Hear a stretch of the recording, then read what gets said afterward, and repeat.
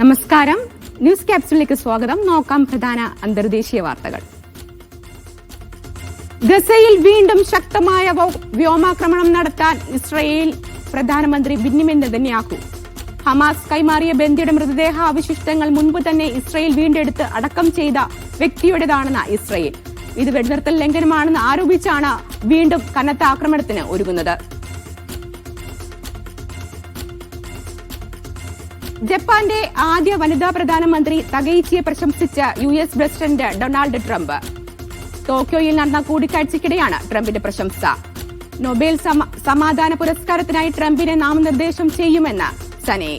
Rare earth minerals deal ഒപ്പിട്ട Trump.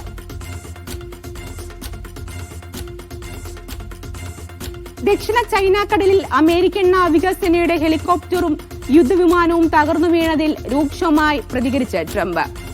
സംഭവം അസ്വാഭാവികം. പിന്നിൽ എന്താണെന്ന് അമേരിക്ക കണ്ടുപിടിക്കുമെന്ന് ട്രംപ്. പ്രശ്നത്തിന് കാരണം മോശം ഇന്ധനമാണെന്ന് സംശയമുണ്ടെന്നും ട്രംപ്. ഇംഗ്ലണ്ടിലെ വാൽസാലിൽ ഇന്ത്യൻ വംശജയായ യുവതിയെ പീഡിപ്പിച്ച കേസിൽ പ്രതി അറസ്റ്റിലായത് 32-കാരനായ യുവാവ്. പീഡനത്തിനിരയായത് സിഖ് വംശജയെന്ന് സംശയം. പീഡനം വംശീയ വിദ്വേഷത്തെ തുടർന്നെന്ന് പോലീസ്. ജമൈക്കയിൽ മെലിസ ചുഴലിക്കാറ്റ് ശക്തി പ്രാപിക്കുന്നു. മണിക്കൂറിൽ 282 കിലോമീറ്റർ വേഗതയിൽ കരീബിയൻ ദ്വീപ് രാജ്യമായ ജമൈക്കയിലേക്ക് പ്രവേശിച്ചു. അതിശക്തമായ കാറ്റിനും വെള്ളപ്പൊക്കത്തിനും മെലിസ കാരണമാകുമെന്ന് US നാഷണൽ ഹരിക്കെയിൻ സെന്ററിന്റെ മുന്നറിയിപ്പ്. കെനിയയിൽ വിനോദസഞ്ചാരികൾ സഞ്ചരിച്ചിരുന്ന വിമാനം തകർന്ന് 12 മരണം. ക്വാലെ കൌണ്ടിയിലെ സിംബാഗോളിനിൽ ആണ് അപകടം. അപകടത്തിന്റെ കാരണം വ്യക്തമല്ലെന്ന് അധികൃതർ. മേഖലയിൽ അപകട സമയത്ത് മോശം കാലാവസ്ഥയായിരുന്നുവെന്ന് പ്രാദേശിക മാധ്യമങ്ങൾ. കാമറൂൺ പ്രസിഡന്റായി പോൾ ബിയ വീണ്ടും അധികാരം നിലനിർത്തി.